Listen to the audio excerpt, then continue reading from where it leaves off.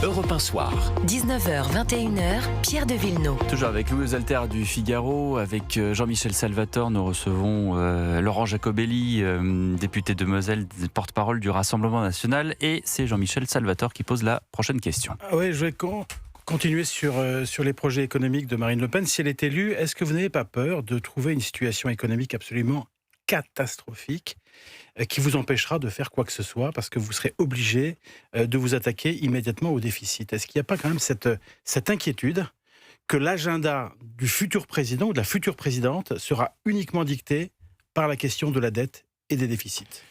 Laurent Jacobelli. Pour répondre au début de votre question, que l'état des finances publiques françaises soit au bord de la faillite, c'est pour nous une certitude. Donc on s'y attend. Voilà. On s'y attend et on s'y prépare. Pour autant, il y a des urgences dans notre pays. On est un pays où plus aucun entrepreneur n'a envie de créer une entreprise. On est un pays où on a peur de voir son gamin sortir le soir. On a vu tous les crimes qui ont eu lieu ces derniers temps. On est un pays qui a peur de perdre sa culture. Donc il y a des urgences. Ce qu'il va falloir faire, c'est gérer en bon père de famille et revoir l'ordre des priorités. Là où l'argent est mal investi ou ne sert à rien lorsque l'État le met sur le marché, il faut arrêter. Il faut, par exemple, fermer un certain nombre d'agences. Il faut arrêter avec le coût de l'immigration. Il faut baisser la contribution au budget européen. Est-ce qu'on va vous laisser faire? Mais ça suffira. Est-ce qu'il n'y aura pas des cadenas de juridiction comme le Conseil d'État, le Conseil constitutionnel qui va vous dire vous n'avez pas le droit de fermer ces agences? Il y a une situation d'urgence. Sinon, notre pays va être en voie de paupérisation et de sous-développement. Nous n'aurons plus les moyens d'avoir une police, nous n'aurons plus les moyens d'avoir un système social, plus rien. On va arriver aux 6% du PIB pour la dette. Donc, il y a une urgence. Mais une fois encore, le problème, c'est pas le manque de moyens. Parce que je le répète, nous sommes les champions des recettes fiscales et les champions de la dette. Donc les moyens, et il y en a. Ce sont les dépenses qui font peur. Là où elles sont investies et le résultat. Pour l'instant, on a une partie des éléments et je suis persuadé que lorsque nous arriverons aux affaires, on découvrira beaucoup de cadavres dans les placards. Oui, mais la dépense qui s'envole, c'est la dépense sociale et c'est celle qui augmente le plus ces dernières années. Est-ce que par exemple des mesures comme une sous-indexation des pensions de retraite ou des allocations sociales pourraient faire partie d'un programme d'urgence, je reprends votre mot, sont des propositions qu'on entend dans le bloc central par exemple? Non, parce que moi j'entends aussi par facilité que certains vont s'en prendre aux retraites. Bon, mais le problème des retraites, c'est pas que nos retraités n'ont pas assez travaillé, c'est pas qu'ils soient pas sympathiques ou c'est pas qu'ils gagnent trop. Loin s'en faut. Le problème de nos retraites, c'est qu'en France, un jeune a son premier emploi stable à 27 ans, c'est 23 ans en Allemagne. 4 ans de cotisation en moins. Le problème, c'est que 4 retraités sur 10 arrivent à la retraite en étant déjà chômeurs ou en assurance maladie. Donc, il faut aller travailler là. Sur les jeunes et sur les emplois des seniors. Et sur les seniors, pour renflouer les caisses, baisser les impôts, baisser les normes pour les entreprises, arrêter avec les impôts de production qui sont injustes. Ça veut dire relancer l'activité économique, ça veut dire créer de l'emploi. Et plus il y a d'emplois, plus il y a de cotisations. C'est ça, par ce bout-là qu'on veut reprendre le problème. Sinon, c'est une solution de facilité. Et vous savez, créer des pauvres ne va pas faire la richesse du pays. Et vous ne baissez pas, vous ne désindexez pas non plus les prestations sociales. Alors, elles seront maintenues, indexées sur l'inflation, elles augmenteront tous les ans. Les prestations sociales. Il y a de bonnes prestations sociales. Quand un d'entre nous se retrouve sur le bord du chemin, nous sommes une nation, on lui tend la main, on le protège et on le remet en cycle. D'accord ? Par contre, quand quelqu'un arrive en France sans avoir le droit d'y être et réclame de l'aide sociale, pour nous c'est non. Quand il y a de l'abus et de la fraude, pour nous c'est non. Nous n'aurons aucune tolérance avec les retraités de 162 ans qui ne vivent pas en France ou les gens qui n'ont pas de boulot, qui sont dans la misère avec 6 000 € par mois. C'est clair. Alors, venons-en aussi à vos concurrents, puisque la campagne a véritablement commencé aujourd'hui avec ce déplacement à la Flèche où effectivement des antifas se sont glissés dans la manifestation et ont écourté la déambulation qui devait durer 1h30 et qui a duré 45 minutes. Je regarde les critiques à gauche. Monsieur Attal parle de guérilla, de rhétorique trumpienne dans la démarche de Marine Le Pen, tandis qu'Édouard Philippe, le patron d'Horizon, candidat à la présidentielle, estime que Marine Le Pen entraînerait tout aussi vite le pays à la ruine que Jean-Luc Mélenchon. Écoutez-le, il était sur France 2 hier soir.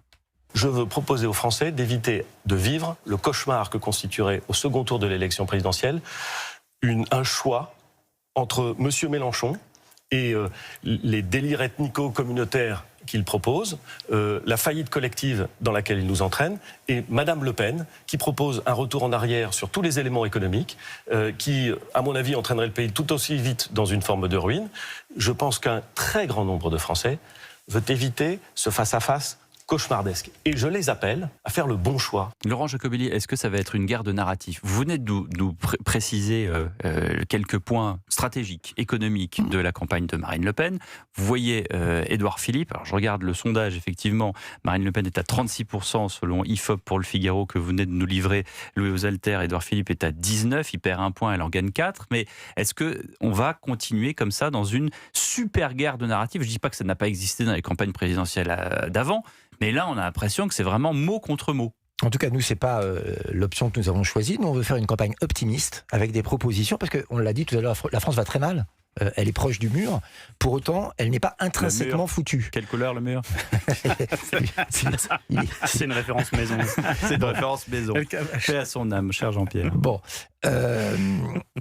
Vous m'avez trouvé, et je viens de trouver la référence à Jean-Pierre Elkabbach, c'est ça? Oui, avec André Valigny, qui était ministre de la réforme territoriale. Bon. Donc le constat est effectivement très dur. En revanche, on pense qu'il y a tout chez nous pour réussir, c'est simplement qu'on est mal géré. Donc c'est un programme optimiste que nous allons sortir. Moi j'entends les leçons d'Édouard Philippe qui veut éviter à tout prix que la France s'effondre, mais à ce moment-là, il ne fallait pas qu'il soit Premier ministre. Parce que la France qu'il nous décrit, c'est la France d'Édouard Philippe, en fait. Il a été Premier ministre d'Emmanuel Macron. Il a été l'homme des 80 km/h. Il a été l'homme qui a lancé les gilets jaunes dans la rue. C'était les bonnets rouges. Les bonnets rouges, les gilets jaunes. En tout cas, il a fait en tout cas suscité ce soulèvement de en population. Augmentant par 2 fois les taxes sur l'essence. Honnêtement, son bilan est assez affreux et assez symbolique de la Macronie. Donc moi, ces donneurs de leçons qui ont tout raté, les losers qui viennent donner des cours magistraux, honnêtement, ça m'intéresse pas, ça ne nous intéresse pas. On va s'adresser directement aux Français. Les losers. Ah oui, c'est ce qu'il Votre mot est fort. Édouard Philippe est un loser? Son bilan est catastrophique, donc oui, il a échoué. Autre réaction chez les LR, cette fois-ci. Othman Nasrou, secrétaire général des Républicains, dénonce une hypocrisie de Marine Le Pen. Il était sur CNews. On va encore traîner cette affaire tout au long de la campagne. À n'importe quel moment, le débat peut être pollué et je pense qu'on a besoin d'un vrai débat de fond désormais. On attendait le 7 juillet pour enfin que cette campagne démarre, projet contre projet. On va encore être pollué pendant des mois. C'est sa liberté. Elle a le droit d'être candidate. Et puis le revirement. Je vous rappelle qu'on a là quelqu'un qui n'a cessé pendant 40 ans de donner des leçons de probité à tout le monde, qui était pour l'inéligibilité à vie des élus qui sont condamnés. Et là, il n'y a pas de problème. Et là, pas de problème. Alors, je dis à Othman Nasrou, vous valez mieux que ça. Je vous ai entendu sur les plateaux, vous critiquez le laxisme, le manque d'autorité, le manque d'ordre dans ce pays, vous en avez marre que les entreprises soient asphyxiées, donc vous pouvez parler d'hypocrisie, mais j'ai l'impression que c'est lui qui y est aujourd'hui, qui est dans l'hypocrisie. Il est secrétaire général d'un mouvement LR, il est secrétaire général d'un mouvement LR qui se dit être dans l'opposition, mais qui participe au saccage macroniste. Donc, il y a un moment, c'est incompréhensible et c'est tout le problème de M. Retailleau. Je ne sais pas s'il est sincère ou pas, M. Retailleau. Mais enfin, il a choisi les mauvais alliés. Parce que s'ils sont pour la sécurité, s'ils sont pour moins d'impôts, il ne fallait surtout pas aller avec Emmanuel Macron. Il est tout seul. Oui, il est tout seul. Il risque d'être vraiment tout seul, y compris dans les urnes si jamais il va au bout. Ouais, enfin, moi, je me souviens d'un Jacques Chirac qui était tout seul en 1994 aussi. Oui, enfin, vous faites beaucoup de cas de M. Retailleau en le comparant à Jacques Chirac, je crois. Non, regarde juste des trajectoires politiques différentes. Oui, Jacques Chirac, je crois, n'a jamais participé à un gouvernement socialiste. Mais Monsieur Retailleau aujourd'hui... Vraiment, on peut continuer comme ça longtemps. Est-ce que vous surjouez pas un peu les différences avec Monsieur Retailleau? Parce que sur plein de sujets, vous êtes d'accord quand même. Les différences de programme, bien sûr, mais enfin, quand vous voulez... Vous voulez rétablir le travail, vous voulez stopper l'immigration, il y a quand même pas mal de points communs avec Bruno Retailleau que vous dézinguez encore à l'instant. D'accord, mais quand vous voulez manger des fruits, vous n'allez pas dans une boucherie. Monsieur Retailleau, lui, voudrait plus d'ordre, moins d'immigration et une économie un peu libérée, et il va avec Emmanuel Macron. Mais c'est plus le cas.